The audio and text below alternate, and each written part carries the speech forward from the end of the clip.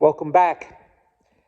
Like most of the sermons that are published in Strength to Love, this one was written originally for Martin Luther King Jr.'s parishioners at the Dexter Avenue Baptist Church, which is in Montgomery, Alabama. And he revised it and preached it again at Ebenezer Baptist Church in Atlanta, and several times around the country in different places and different settings. He did that with many of his sermons, and that's how you can hear both the particular and the general call that is within them. And the one that we will be hearing next is called Transformed Nonconformist. The text comes from Romans chapter 12, verse 2. Be not conformed to this world, but be ye transformed by the renewing of your minds. Do not conform is difficult advice in a generation when crowd pressures have unconsciously conditioned our minds and feet to move to the rhythmic drumbeat of the status quo. Many voices and forces urge us to choose the path of least resistance and bid us never to fight for an unpopular cause and never to be found in a pathetic minority of 2 or 3. Even certain of our intellectual disciplines persuade us of the need to conform. Some philosophical sociologists suggest that morality is merely group consensus and that the folk ways are the right ways.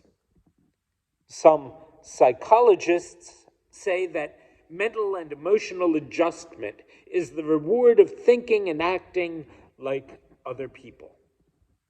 Success, recognition, and conformity are the bywords of the modern world, where everyone seems to crave the anesthetizing security of being identified with the majority.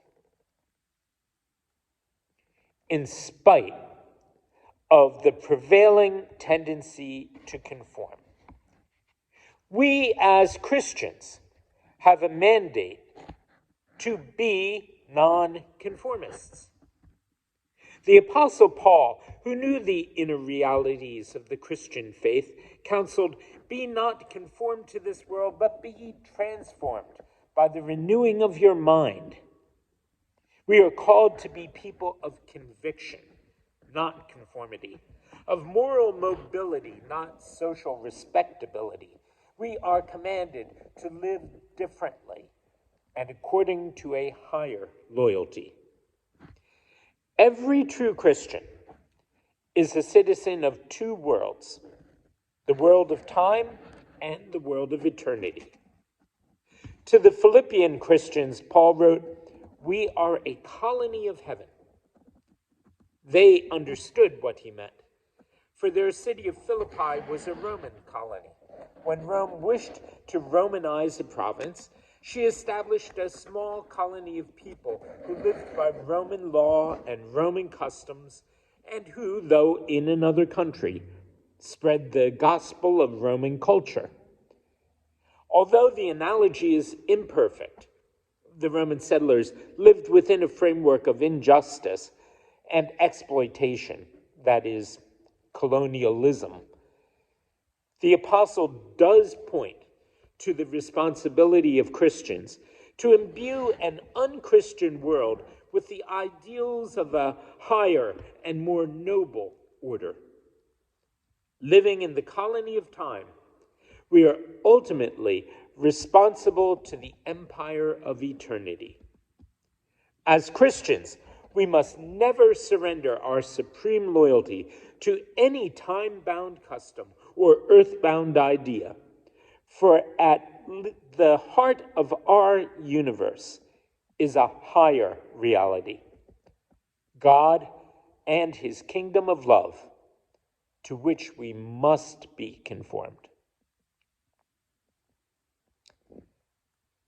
Tomorrow, we'll begin looking at some of those specifics.